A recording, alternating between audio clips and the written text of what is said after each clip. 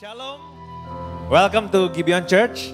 Di sini bukan tempat untuk orang sempurna, tapi tempat di mana kita semua disempurnakan dalam kasih karunia Tuhan kita Yesus Kristus. Minggu ini kita masuki minggu ke-22 dari Katekismus Reformasi. Saya akan membacakan pertanyaannya dan bersama-sama dengan jemaat sekalian kita akan membacakan jawabannya. Mengapa penebus harus manusia sejati? Karena dengan keadaan sebagai manusia, Dia dapat menggantikan kita mentaati seluruh hukum Allah dengan sempurna dan menanggung hukuman dosa manusia, juga agar Dia dapat merasakan segala kelemahan kita. Bersama-sama kita baca dari Ibrani 2 ayat 17. Itulah sebabnya maka dalam segala hal ia harus disamakan dengan saudara-saudaranya, supaya ia menjadi imam besar yang menaruh belas kasihan dan yang setia kepada Allah untuk mendamaikan dosa seluruh bangsa. Silakan duduk Bapak Ibu sekalian.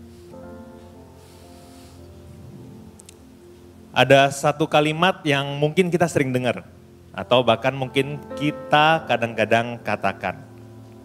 Saya pakai bahasa Jawa aja ya, kalimatnya kayak gini. Yes ngene aku, terus apa? Kita mungkin sering ya dengar kayak gitu ya. Terus kalau misalnya kita ngomong kayak gitu, tiba-tiba kita keinget khotbah-khotbah yang kita mungkin pernah dengar gitu ya. Soal pengampunan, soal bahwa kita tuh udah diampunin sama Tuhan, makanya kita bisa mengampuni orang lain. Kemudian dalam hati kita tuh ada peperangan gitu. Kita harus ngampuni. Tapi yang satu sisi bilang, nggak bisa, dia yang salah.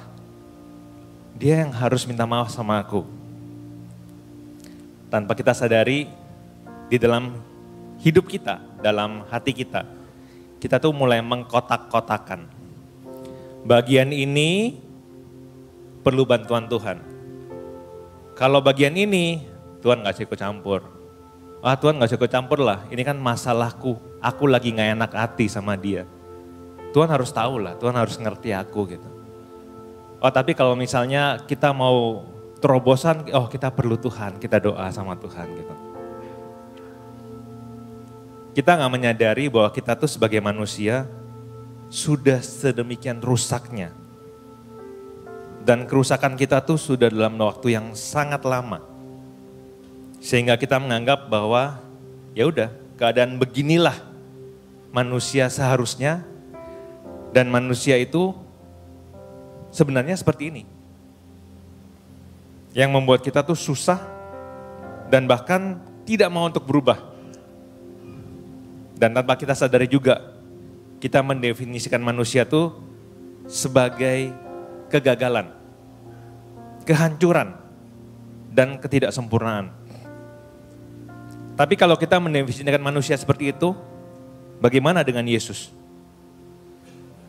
Yesus yang dalam inkarnasinya, kehidupannya, dan pelayanannya selama di bumi ini menunjukkan bahwa apa manusia itu sesungguhnya.